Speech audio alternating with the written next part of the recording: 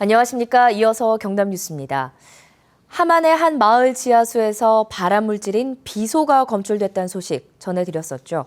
행정당국의 늑장 대처가 논란이었는데요. 창원의 한 마을 지하수에서도 발암물질이 검출됐습니다. 이번에도 자치단체의 대응은 소극적입니다. 손원혁 기자입니다. 120여 가구가 사는 창원의 한 아파트. 20년 전부터 자체 지하수를 사용해 왔는데 지난달 먹는 물에 부적합하다는 결과가 나왔습니다. 2년마다 하는 정기검사에서 사염화탄소가 기준치를 8배 초과한 것. 사염화탄소는 휘발성 유기화합물로 세척이나 도장 등에 쓰이는 발암물질입니다.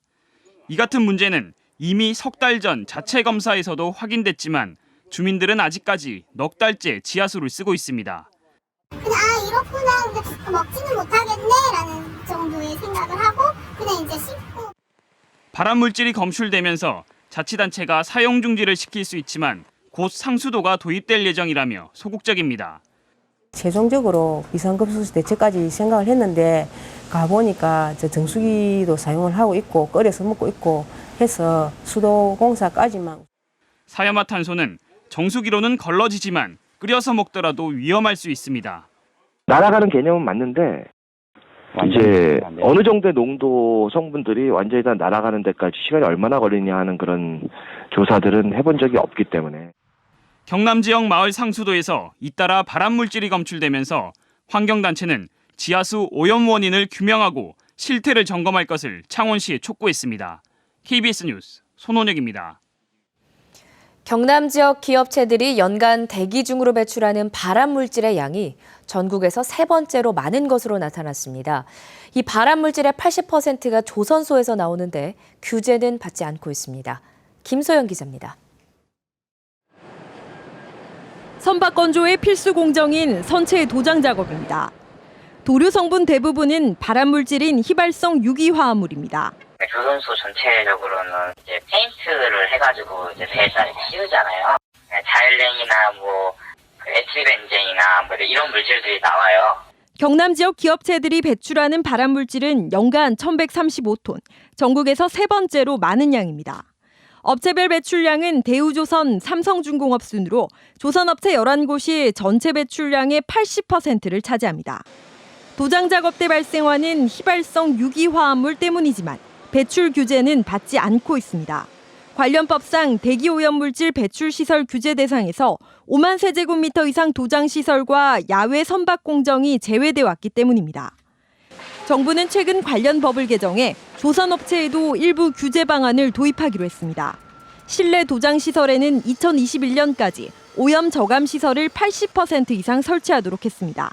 하지만 야외 도장시설의 경우 여전히 도료 사용량과 성분 함량을 줄이는 수준에만 그치고 있습니다. 몇 퍼센트 함량 이하로 된 원료를 써라, 혼합할 때 어떻게 해라, 이렇게 규정은 돼 있는데요. 업체들이 잘 지켜야만 그게 이제 실효성이 있다고 볼 수가 있겠죠. 발암물질 배출량의 80%를 차지하는 조선소에 대한 보다 실효성 있는 규제가 필요합니다. KBS 뉴스 김소영입니다. 창원시가 메르스 확산을 차단하는 과정에서 손실을 입은 지역 병원에 대한 타당한 지원을 정부에 건의했습니다. 이번 건의는 보건복지부가 메르스 치료병원에 손실보전금을 지원하면서 경남 지역 병원은 제외한 데 따른 조치입니다. 창원시는 건의문에서 창원 SK병원은 확진 환자가 나오자마자 폐쇄 조치에 들어가 우수 사례로 꼽혔는데도 지원이 제외돼 이해하기 어렵다며 영세병원 지원을 촉구했습니다. 올 상반기 경남 지역 교통 사망 사고는 줄었지만 보행자 사망자 수는 늘었습니다. 경남지방경찰청이 올 상반기 경남 지역 교통사고를 분석한 결과 교통사고로 숨진 사망자 수는 모두 175명으로 지난해 같은 기간 182명보다 3.8% 줄었습니다. 하지만 교통사고로 숨진 보행자 수는 지난해 59명에서 71명으로 늘었고 이 가운데 노인이 35명, 어린이 2명으로 교통약자 사고 비중이 높았습니다. 하동 녹차, 남해 마늘 등 유명한 지역 특산물이 화장품과 건강식품 등으로 다양하게 개발되고 있습니다. 그만큼 지역 특산물의 부가가치도 높아지고 다양한 판로도 기대가 됩니다. 최세진 기자가 보도합니다. 지리산 자락에 초록색 구름처럼 피어난 차나무. 녹차는 항산화 성분이 풍부하고 혈액순환 개선, 항암 효과 등 다양한 효능이 있는 것으로 알려졌습니다. 이 같은 녹차의 성분을 이용한 기능성 화장품이 개발됐습니다. 하동녹차연구소는 발효녹차 성분을 이용해 아토피성 피부염에 효과가 있는 기능성 화장품을 개발했습니다. 하동에 있는 녹차에 있는 카테킨, 발효차에 있는 데아플라빈 성분도 이제 주로 이용을 했지만 그 남해에 있는 마늘이나 이제 굴에 있는 야생화에 들어있는 그 원료도 추출을 해서 같이 들어있기 때문에 클린저와 보습 크림 등 5개 품목으로 시판에 들어갈 예정입니다.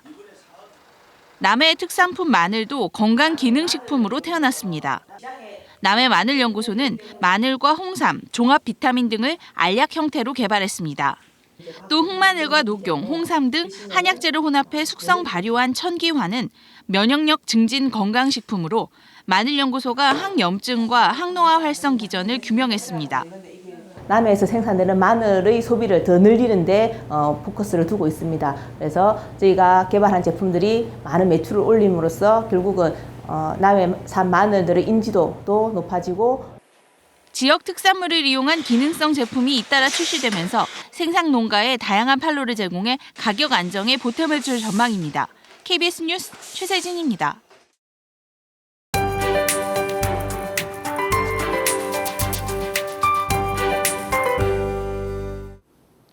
레이더 영상 보시면 남해안 지역으로는 대부분 비가 그친 모습이지만 내륙으로는 계속해서 장맛비가 이어지고 있습니다.